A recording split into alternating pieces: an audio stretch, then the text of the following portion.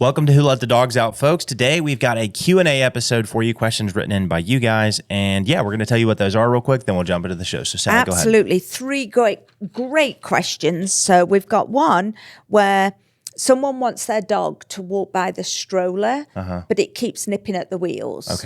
Okay. And then a second one is a young dog, excited peeing when friends come over, and the friends have said, just use a belly band.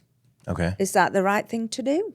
And then the third one is how to deal with the loss of a fur baby. All right. So that's what we're talking about today, folks. So with that being said, enjoy the show. Who let the dogs out? Who let the dogs out? Alrighty, folks, welcome to Who Let the Dogs Out, the podcast designed to help you enjoy life with your best friend without all the frustrations. Join us each week as we help families across the country do just that. I'm your host, Corey, and I'm joined by my co-host, Sally.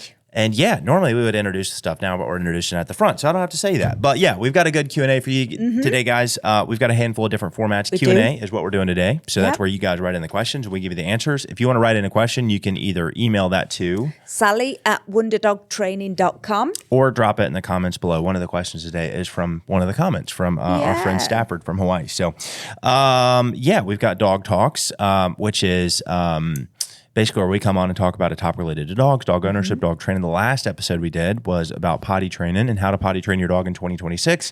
So that's what we're talking about today, or that's what we talked about last time. So that's where we break down topics, though. And then we've also got interview shows. And we've got a really cool interview coming up in 2 weeks. It'll probably come out towards the end of February. And then we got another really cool interview coming up at the end of March. Plus, we're planning more for the rest of the year. So anyways, we do interviews where we interview other dog-related experts in their field and ask them a bunch of questions and learn from them and stuff. So be looking out for the one that's coming up in a couple weeks. We're interviewing a in-home, I guess, euthanasia specialist for dogs. You know, she's a veterinarian who specializes in in-home euthanasia and provides really beautiful experiences. And we both share the fact that she laid both of our dogs to rest. Same vet. We used the same vet. So anyways, we're interviewing her, and we're really excited about that and to share that. And I would love to wait to answer Stafford's question about how to deal with the loss of a fur baby on that episode. And we'll talk about it there. But, with him just losing his dog, I feel like it'd be appropriate to answer it a little sooner rather than later. So anyways, so that's what we do on the show, folks. For those of you that are new, we ask that you guys subscribe to the show and share the show. If you like it, you get any value out of it. Mainly just share it with a friend, though. If you know anybody with a friend, with a dog, rescue dog, new puppy, something like that, somebody that's struggling, share the show, share an episode that you found helpful. That'd be in the world to me and Sally. So like it as well, because that helps with the algorithm of things. Yes, absolutely. So and subscribe if you haven't. Yes, exactly. We actually gained 10 subscribers last week, but it wasn't off like the full podcast. It was off of a short clip that I did. Okay. Which we're going to read the comments from there in a minute because I think they're funny. So we're going to read the comments from there in a minute. But yeah, that got a lot of traction. Good. Anyways, before we get into the comments, I guess catch-up time because we haven't seen Sally at the office in a couple weeks. That blooming weather. Yeah. It was crazy. I talked about it on the last storm, or the last episode as to why you couldn't be here because of the ice storm. We've still got ice. I mean, this is almost 2 weeks now. I mean, Saturday, which is 2 days from now, we're recording on Thursday, will be literally 2 weeks of when it, first came down. This is the first time that I've been out of the house in 2 weeks. Yeah. And the only reason why was because Ethan, who's one of our trainer assistants, came over and dug me out a pathway. Yeah.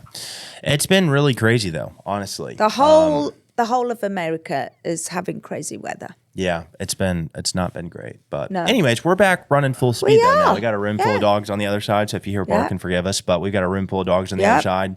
We're back full steam ahead. But it has not been easy. Sounds like Sully's been having a good time.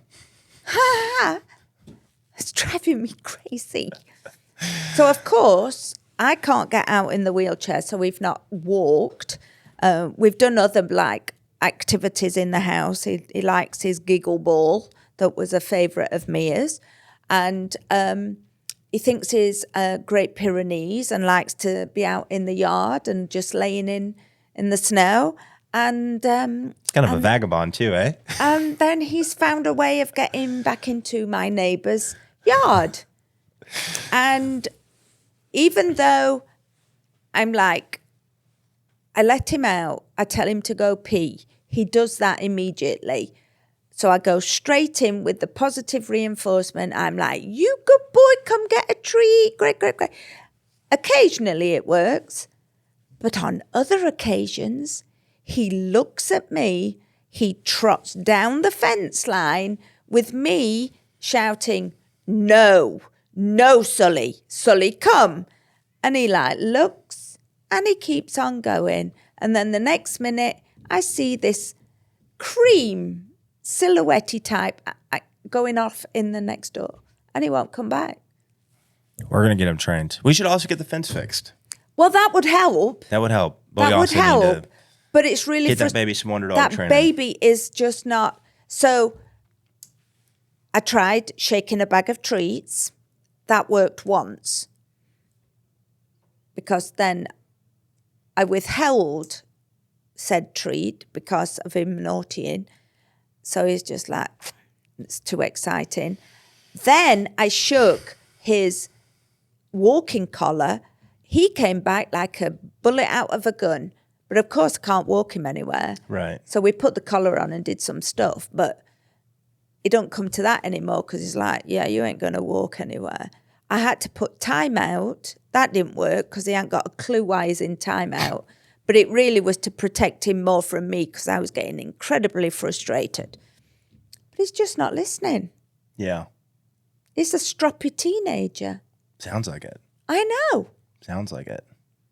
And not once did I say to him, it's a good job you're cute. Because, oh, and I withheld lovies. I was so angry with him that he wanted to come and snuggle. And I was like, no. And I hurt his feelings. He did. He looked at me and that was the biggest response. He didn't care that he didn't get a treat or anything. But when I said no to lubbies, he was like, me? I'm like, I just went, no. And he just lay down at the side of me and went, so.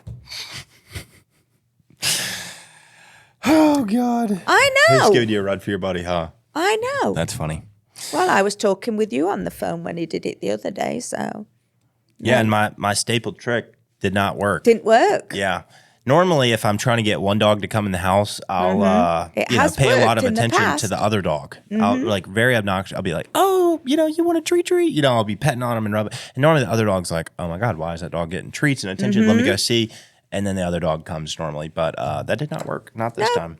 Sully's like, no, this is way too exciting to be in next door's yards. And Well, like I said, need to finish his training, and we need to get the fence get a fixed. fence Yeah. fixed. But he's loved the snow. Yeah. He's really loved the snow. Yeah. We just signed up, 3 golden retrievers out of there were 10 dogs that were born like, an hour away. They somehow all ended up within like a few blocks Is that of each not other. just We had trained one bizarre? at 3 months. Now they're 10 months. We had signed up one at, 3 months and took her through our like puppy raising program and stuff. And then now we've got 3 more of them, and they all come on Tuesdays. And they all get picked up on Tuesday. It's really fun and really cute. Anyways, I love that. but yeah, they were sending me the main girl that's helped get all 3 of them signed up. She was sending me pictures and videos of them running around and stuff like that, and yeah, just too fun. Yeah, So, do not take my unruly fur child over to there. Oh, they would have too much fun. He would have so much. He fun. would actually. He would. He would absolutely love it. He wanted Lenny to play in the snow, but Lenny was like not very sure of, the icy snow. Yeah. Sully didn't care. Ice capades. Love him. Love him. Love him. Yeah. Well, cool. Well, I guess we'll do comments. Yeah. Okay. I want to hear these comments about yours. Yeah. Well, first and foremost, on the last podcast, we'll do the short video that we did here in a minute. But the Stafford said last week we had talked to giving him him and Ollie a shot. I need to lay his dog to rest. And Ollie was fairly young and it was unexpected. Anyways, he had just said thank you for the thoughts and prayers, and then he also said I don't miss that weather. Winter in Hawaii is basically 70 and partly sunny. Be safe. So yeah, we're not jealous at all over No, here. not at all. And then the third question we're doing today is how to deal with the loss of your fur baby. We're doing that at the end, but that was his question. So anyways, but on the short clip I did, let me see if I can actually give my list real quick. Hold on one second. Okay. I did a video on like top 5 breeds for first-time dog owners. Okay. This was my personal list. And it was really like, it wasn't like super well thought out. It was just like I was writing on the board and I was like, these breeds look good to me. I love all these breeds. I think all these breeds would be great for a first-time dog owner. If I was like sitting down, like actually thinking through dog breeds and look through them, I might have come up with a more comprehensive list. This is just off the top of my head though. Yeah. I still stand by the list. I think it's a great list. Number 5. Oh, sorry. Forgive me, folks. Number 5 was a King Charles, Cavalier Spaniel. Oh, Cavalier King Charles Spaniel. Cavalier King Charles Spaniel. Yep. Number 4 was a Shih Tzu. Both little dogs, both, Cute little animals. Cocker Spaniel is, they're normally pretty chill for the most part. Some of them are a little crazy, but they're pretty chill, pretty fun dogs. Shih Tzus, one of my favorite little dog breeds to train. They're always just so fun, energetic. Like they're just great dogs. Just good. The third one was a golden doodle. That's where our problem comes in. And if you listen to the last episode, you remember the comment we got where it was people were saying like good trainers don't support golden doodle breeders or whatever. And anyways, and then we had a whole debate on that on the last episode about that. So we'll get into that again today too. Number 2 was Labrador Retriever. Unless you get like a hunting line one, normally like a pet Labrador is just a great family dog. They're just fun. They love doing everything, and sometimes you can definitely get a crazy one that's definitely like way too much for a first time dog owner. Like, there are some that are like almost. If you get a chocolate Labrador, they're just a breed of their own. Yeah, I just meant more like the lines they come from. Like if you get like a hunting quality one. Yeah.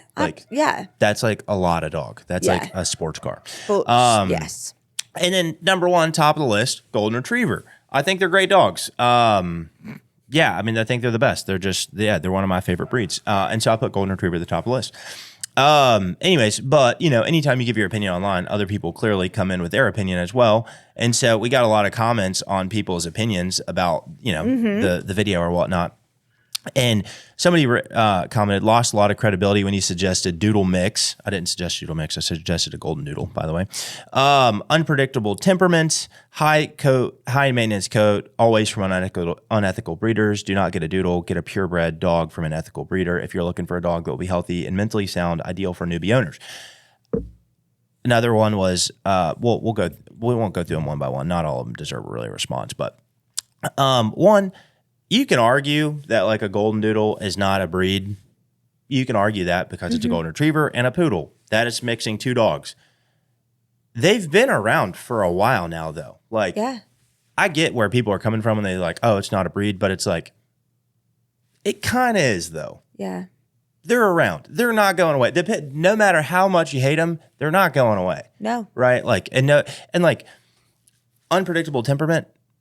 I don't think so. Like if you buy one from an unethical breeder and you buy one from a crappy breeder that's backyard breeding and got, and breeding too much, every heat cycle and stuff like that. And you've got moms that are stressed during, pregnancy and the feeding period and stuff. Yeah, you can have a very unpredictable.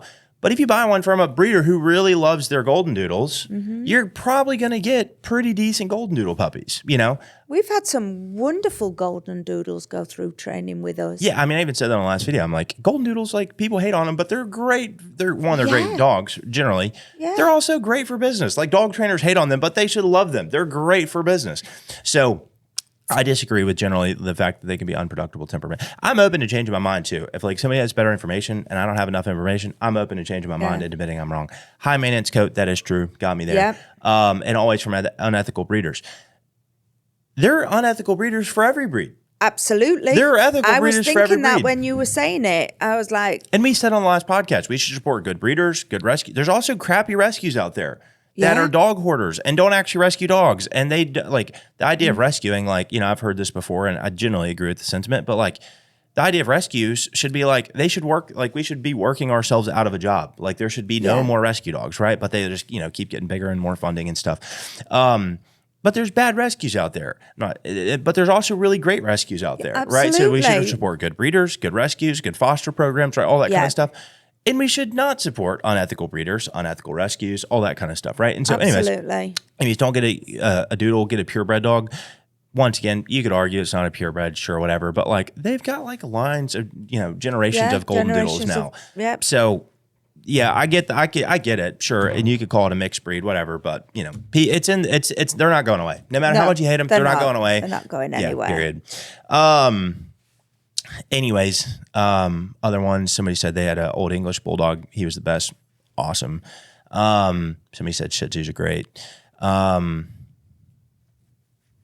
said they have a Cocker Spaniel on top. Number one, good. Somebody said, I love this comment too, and I recommend this a lot too. It just wasn't on my top 5 favorite breeds for dog owners because I'm talking about specific breeds. But somebody said, no, recommend an aging dog from the pound or a kill shelter. They're literally on their last leg, abandoned and low energy. Give them a second chance before paying for a purebred that typically has genetic and behavioral genetic issues unless you know the breeder. I love the idea of getting aging dogs. Yeah. I love that idea, Yeah. specifically for old people. There's a ton of old people who get puppies that are way too much for them. And I'm like, if you're 70, there are some really active 70-year-olds out there. I feel like 70's like still got a lot of life in them these days. Back when I was a kid, I felt like 70 was like close to death. But there's a lot of like really active 70-year-olds. Thank you for that. Well, I'm just saying. I know, but just thank you. I'm thanking you on behalf of all the older generation. I'm saying back in the day, I'm saying there's a lot of life left in a lot of Yes. 70-year-olds these days. Anyway, but 70, 80, I bet people in their 80s too have gotten a German Shepherd puppy. And it's like, what are you doing? Like, Yeah. you shouldn't do, like, you should get an old German Shepherd. That'd be great. Anyways, somebody's, yeah, go get yourself an old dog if that's what you want. Go get an old dog. Yeah. I love that. Somebody said Doodle's not a breed. We've already talked about that. Somebody said German or Australian Shepherds too. Just watch for hip dysplasia in older German Shepherds. First-time dog owner, German Shepherd and Australian Shepherd, a lot of dog for a first-time dog owner. If you're super active, great first-time breed. I was kind of going with a more general list though. And somebody said pug. Love a good pug. We don't train enough of them. No, we but don't. anyways, I just thought some of those comments were funny and worth debating and stuff like that. So Yeah, just do research. We've said this before. do your own research, folks. Do research if you're getting a dog. We're actually going out. Well, you're going out. That's the royal we. To a gentleman that's reaching out to us for a trainer because he's always rescued older dogs, but they've had a new puppy. So Yeah. totally I love that different too. There's a lot of experience. 100%. I just signed up a lady yesterday, and she's got a sweet black lab named Honey, and she actually likes the show. So maybe she'll be listening. If you are, hello. But she's always rescued dogs too. And then Yeah. she just got, and Honey's 3, but she got Honey as a puppy or whatnot. And it's like, it's just way different. Raising a dog from the ground up or whatnot. And I just had the idea this morning. I agreed that I wouldn't get a dog till sometime after August. And I thought this morning, I was like, I could foster a dog though until August. Dude. Pending approval. Don't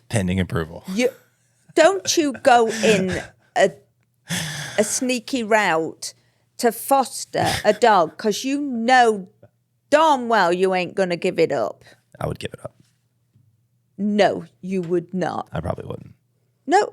Pending approval. Pending approval. Let's be realistic. I've planned Okay, let's just delve into this a little more. So, what breed would you foster? One that needs help. Okay. So, any breed, Not any breed. any age? Not any age.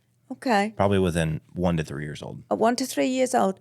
Does the breed happen to have anything to do with like Malinois or anything like that? If there was a good one at the shelter, Oh, yeah, we're going to foster it. rehab it, train it, find a new family for it. Yeah, that's where you hit the wall. What? You are not going to bond with this You don't dog even know me. and train, and then you're going to allow it to go somewhere else. But anyway, good idea. You just don't do anything impulsive. Yeah. What's he like? What's he like? What is he like? A problem. You All are right, a problem. Let's go to questions. Hit Okay. me. Okay. So the first one was this lady has a 2-year-old dog, Okay. wants to walk with the dog by the stroller, But he's just wanting to nip at the wheels all the time, and she wants to know what can she do to stop that. Okay. Well, if I was training a dog to walk next to a stroller, the first thing I would do is I'd probably start by training the dog to walk nice without the stroller. That'd be where I'd start. Okay. So I'd get a nice heel going without the stroller first and foremost. Okay. And simple answer, I would use like a slip lead, prong collar, something like that. And I would just work on teaching the dog how to walk nice without the stroller first and foremost, and just get like a nice loose leash, nice heel, things like that. Then I'd add the stroller in. But yeah, I'd basically just correct the dog whenever the dog starts biting on the wheel. So I'd give the dog like a little tug on the prong collar and say, stop, don't do that, please. You know. Why do some dogs do that? Have you any thoughts on that? Because we've had quite a few people that say that their dogs are like reactive more to. Would that be classed as reactive with wheels? But anyway, I don't think so. So we've had other dogs that like to chase things with wheels and Right. lunge at things with wheels. Might just be like high prey drive. Do you think? Oh, I mean, it could be like a herding breed, you know, and it's moving Okay. and they want the thing to stop. They want- you know. yeah. It probably doesn't bite it when it's not moving, you know. It probably just bites it when it's rolling and That's strolling. interesting. So it's probably, you know, higher, you know, energy dog, you know, probably in the herding group of dogs, like stuff to be still or, you know. okay. People, be more specific about your dogs. But That would yeah, be I would helpful. probably, like I said, start by getting the dog to walk nicely on a leash first. And Okay. then from there, then I would, start by getting the dog to, walk decent with the stroller. But every time the dog bit I'd give the dog a correction on the collar. Okay, wonderful. Okay, Question one done. Question one done. Simple as that. Okay, this made me think this one because Sully used to do this as well with you, nobody else. So young dog gets excited, pees when friends come over.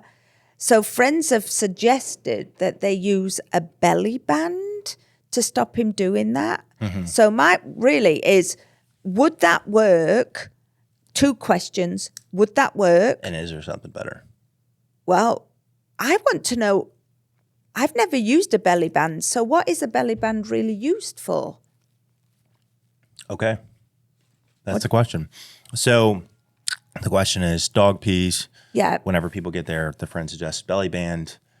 Is that good? And what does a belly band do? And if you've got another suggestion, Sure, then yeah. go for it. Okay. Well, I would say number one, it's pretty common for, you know, young dogs to pee Yeah. whenever they get excited and stuff like that.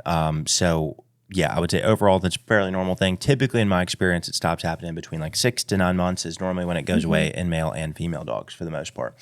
Now, to address the first question, should you use a belly band? I would say if you want to use a belly band, you should use a belly band. What is it? Well, first we'll answer like, what is a belly band? What is a belly band? Normally I guess it's more for boy dogs, but it wraps around their belly and covers their male parts. And then if they pee or sprinkle, it'll catch it in the belly band, basically. Like it's Okay. basically a pee band that wraps around their stomachs pretty much. Okay. Now, should you do that? I don't know. I'd say if you want to. What I've always told people to do when this happens is just like take the dog out on a leash, greet the people in the front yard, put the dog in the backyard, have the people go out to greet the dog in the backyard, then everybody coming together or greet them in the front yard or something like that. Just don't have them greet them in the house, basically. Because even if you ignore the dog a lot of times, the dog is still so excited that they will still pee. So even if you tell your people to like completely don't even look at them, don't pet them, don't talk to them, nothing, like they'll still pee. So I've always just said greet them outside. I'd also take them for a potty break before guests arrive, but dogs always keep a They little can pee in still the tank. there's still They still a keep a little pee in the extra. tank. That's what I've always recommended. I probably wouldn't personally go with a belly band though, just because, you know, if the dog pees in it, then there's going to be pee on it, and then it's going to get on the dog, and then then the you've got to dog's take the band tummy's off going to and- smell like pee. You know, I do think it works really well with like old dogs though, who are a little bit like incontinent or something like Okay. that. You know, or yeah, I think it works well for like old dogs. So is it or like a doggy diaper for a male dog? basically Okay. that catches their pee? Yeah, Okay. Interesting. yeah. So it's an option. It's in the toolbox, Okay. So but quite not my first good advice, solution. but there are other options to do. Yeah, you'd be better. I'd say just now, once the dog's in the house, you've already greeted your people and stuff. Sometimes if people like pet the dog again, the dog will then pee again, like after an hour or something like that. The dog will then pee again because they're excited again, or they're getting attention again, or you've got a submissive like female dog or something like that. So this might be helpful in that case. But Okay. anyways, that's it. Yeah. Yeah. I remember those happy days when Sully would do it when you came over. Yeah. If I sing him a special song. You did. Yeah, because you really helped with that process, didn't you? Yeah. Because you was excited to see him too. So funny. Okay, so our third question for today. How do we deal with the loss of our fur babies? Yeah, great question. It's a hard one, Yeah, I don't really know if I have any great advice, and honestly. it's different for everybody. Yeah, because like, yeah, I just don't know if I have any. I mean, I'll tell you what was helpful for me and stuff like that. But I'll let you go first. I'm gonna take notes. Real Well, quick. my thought here, my condolences to you, Stafford, and your family, because, yeah, when it comes so quickly and you've got no preparation for it, I think that's a harder process to get your head round, because Ollie was a young little dude and so blooming cute. So it didn't. I know for us we had more preparation. I'm not saying it makes it easier as such, but at least you've had some time to think about it and, what route you're going to take to help your dog go over the Rainbow Bridge. But I would say talk about it. Have things out still that remind you of them. Don't replace them with a dog straight away, but that's each to their own. What would you suggest?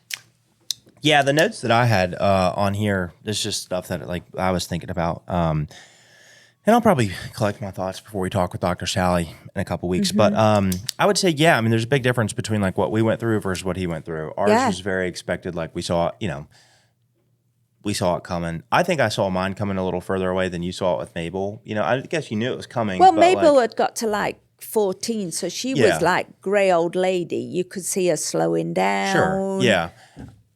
Yeah. So yeah, there's a difference there between like unexpected and expected. You know, if like I just lost Mia one day unexpectedly, I don't know. I don't know what life would be like. I don't know. No, There'd probably be a huge shock factor. There'd probably be a huge shock factor. There would be, probably a lot more grief and trauma and stuff like that. Like, I don't know. I think one of the things that, I was fortunate about is I was kind of able to pre-grieve the loss of my dog before I actually lost my dog, Yeah. because I knew she was going to pass away. I just didn't know exactly when. I didn't know how fast the disease would progress, and I knew where my line was, which I do think is good advice for people with aging dogs or dogs with diseases and stuff like that. Is like have a line. Like this is my line in the like, and because like one thing that was really important for me was like I didn't want Mia to become fully incontinent, because that was the next stage of the disease. After you lose most function of your back legs, like she could still walk some, but like it was pretty rough, especially on like hard floors. She could walk in the grass and on carpet and stuff, but it was still rough.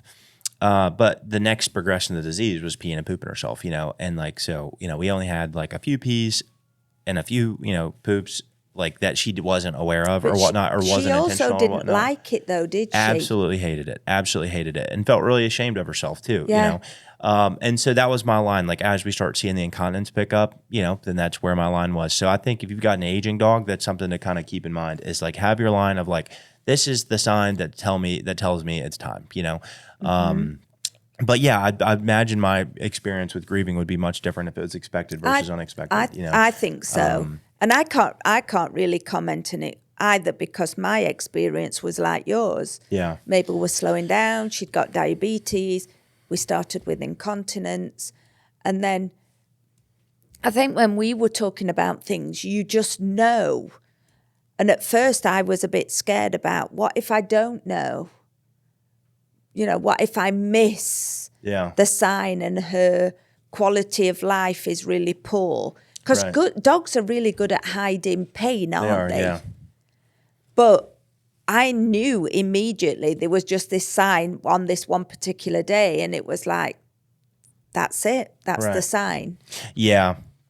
Yeah. Now, and when Dr. Sally comes on, I'll tell the full story of like actually, putting Mia down and stuff like that. But yeah, I would say, yeah, having that line's important. Other things for me that I've been doing, every day, since Mia passed is one, I've been praying a bunch. I was already doing that beforehand. You were. I believe in Jesus. I'm a Christian, and so I pray quite a bit. Yeah, and I'll say for me, one of the things is like I believe God takes dogs to heaven. I have to believe that if he gave us something so nice here on earth that like they've got to be up there too. Like I can't imagine him giving us something so good here on earth that's not in the afterlife with us. So I believe that dogs go to heaven, personally. And so I've just been asking them to give her nice messages for me, and every morning when I do my morning prayers, I just, tell her, like, I say, God, if you don't mind, pass this message to her for me. Tell her that, I love her. I care about her. I miss her dearly. I can't wait to see her soon, but I've got, a lot more work to do here first, but I'll be up there soon enough, so just go have some fun in the meantime. And then I've just been praying, God, let her have great days in heaven. Like, just give her the same type of good day I'd give her down here. We're riding the four-wheeler, chasing the ball, biting stuff, doing all sorts of fun stuff. Doing all like, that good stuff. Give her a lot of fun activities to do up in heaven and stuff. Like take just as good of care of her up there as I would down here, and I trust that he's doing that, and so that is really important for me. And so just the praying and then just believing in an afterlife, like, hey, it's not the end. It's not goodbye. It's I'll see you later, Yeah. And there's a lovely saying out there that the dog that goes sends you your next dog. Yeah, it's fun to think about. I mean, I don't believe that, but it is fun Well, to think about. I don't know. I get some comfort from that because if there was something where she had an input in picking out or helping you pick out Sully, and Sully came, and he's got so many. His temperament is so very similar to Mabel. Right. You're just like, oh my gosh. So yeah, if she did have a hand in it, she did a good job with you. She made a good pick. She did a good pick with you. Yeah. It's fun to think about. I don't know about that. It is fun to think about though. And I like to think like, hey, what type of dog is Mia going to send me as my next one? It's fun to think about. But you know what? The other thing is there's no right way, there's no wrong way. And whatever you get comfort from is what's right for you. Yeah. Paige sent me something. I think it was just yesterday, actually, but she sent me a quote. She said, "Grief is love that has no place to go." Yeah. I was like, ugh, yeah, that's kind of what it is. It's like, it's love that has no place to go, and so that's like why you get sad or, why you get angry or disbelief or whatever. The cycles of grief, sadness, anger, unbelief, bargaining, things like that. But yeah, those are the big ones for me. Pray, believe in the afterlife. Other ones is just think of the good times. Like there are lots of good times. Tons of fun stuff. Yeah, I put down on here, have a support group. Like they have like actual support groups for like pet loss stuff. That's not my vibe personally. I've got a great support group. I've got you. I've got Paige. I've got my mom. I've got Casey. Like I've got great people in my life. Fortunately, I've see a therapist. Like I've got a lot of great people in my life that I can talk to and hash things out with and stuff like that. So I don't need to go sit in a group. I don't think I could see that being very beneficial for people though, and and so you have a support group, and fortunately Stafford's got a good family, but and then I would say a big one for me too is just keep up with my routine. It's like, okay, just because, and like this is something I've been really proud of, but like just because she's gone, I still wake up on time for the most part. I still pray. I still go work out right first thing in the morning. I'm still eating healthy. I'm still doing all the same stuff that I was doing before she died that she would be doing with me.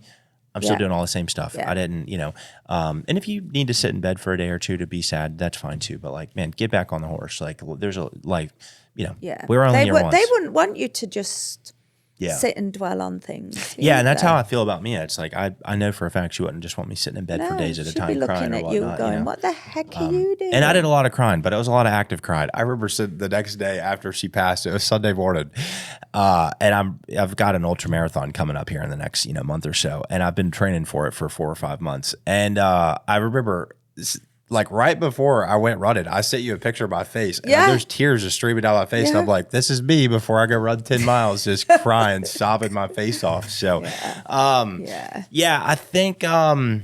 yeah, I'd say just keep up with all the stuff that you're doing. And then sure, the good times. There's a lot of good times. Yeah. It's easy to dwell in the sadness and stuff like that, but I've been fortunate. God's been very But you gracious also during have the to go grieving through that process. sadness. You have Yeah. to feel it. Yeah, don't run from it. Don't run from it. Just let it go and talk about it. Yeah. Absolutely. But that is how I would deal with that is how I am dealing with the loss of my dog. And the other thing as well is do not feel guilty for grieving your dog. Some people look at you and go, well, it's just a dog, it's a pet. But it's actually Says somebody who's never had a good dog. yeah, but Yeah. it's your dog is part of your family. Yeah. Yeah. You know? And it Yeah. hits hard. It hits hard. So you just Yeah. Yeah, I'd agree with that. And yeah, I think good point. yeah. But yeah, we've got Dr. Sally come in and we're going to ask her lots of questions. And people need to talk. We've said for a while that, we think about what dog we're having and all the things we're going to do and the puppies and training and food and toys and whatever. But we never really put much thought as to the What end. happens next? When it comes to end of life. Yeah. Well, I will be, singing the praises of in-home, Me too. in-home Me lay your too. dog to rest services till, Yeah. my days until God punches my ticket, because that was such a nice experience. Yeah. So, yeah, I'll be singing those praises forever. Yeah. And Absolutely. recommending, doctors that do that as long as they want to do it. So, Yeah. Yeah. She looked after Mabel and it's 4 years. yeah. Well, let's do dog news. Let's skip the puppy stuff. I want to do a whole dog talk on that. I like that topic. That one. Okay. Skip that for Skip now. that one? Yeah, because I feel like we could make a whole hour show out of that. Okay. So, See, and I really good like that. research. We're going to make it a thing. Anyway, okay, so it's dog news, as in, I don't know if people out there watch the Westminster Dog Show, but there's like 200 and something different breeds that go into this prestigious event. And the breed that won this time was a Doberman. Tell Gordon that. I know, I'm going to. The last time a Doberman won the Westminster Dog Show as like top breed, 1989. Wow. Because it's always like the Frenchies or the Retrievers. If you watch them, I forgot what there was one. It'd be hard to pick one breed to be the main winner. Yeah, Chesapeake Bay Retriever. Is it Chesapeake? Not Chesapeake. Yeah, Chesapeake Bay Retriever. Chesapeake Bay Retriever came in second Okay. to the Doberman. Wow. That's what my chiropractor has. He trains Chessies. Yeah. But boy, this Doberman was beautiful. Big as well. I bet. Big Doberman, not just a little. It'd be tough to pick one or two, though, out of 200. I mean, come on. That'd be tough. And I've watched, Especially, too, if you're like a handler of like an ugly breed or something. Like, and you're like, I've got 0.5% chance of winning this thing.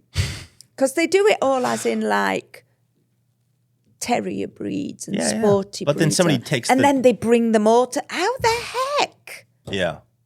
And I think I could be wrong on this, but my understanding is that a lot of the people, those dogs that are actually in the show, the people that are handling them are not their owners. They're not the handler. owners, they're just the handler. Which is crazy. You've got to have somebody that runs nicely and can match the pace of your dog. Yeah. That's all in it. How crazy would it be if like you would take Sully there and he'd poop?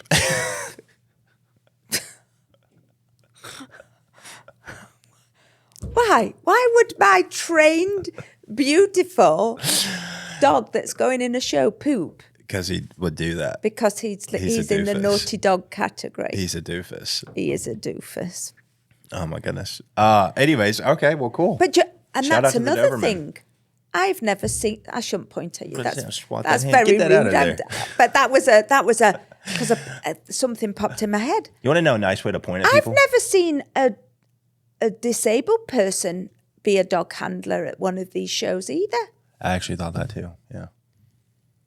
So who says that somebody in a wheelchair? Could you imagine me though? Turn that thing in turbo drive. Judges would be jumping out of the way.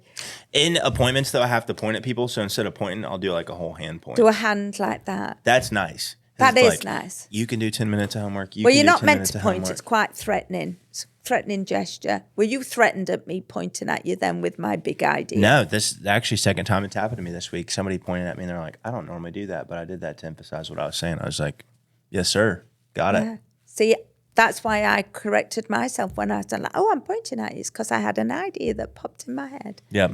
But yeah.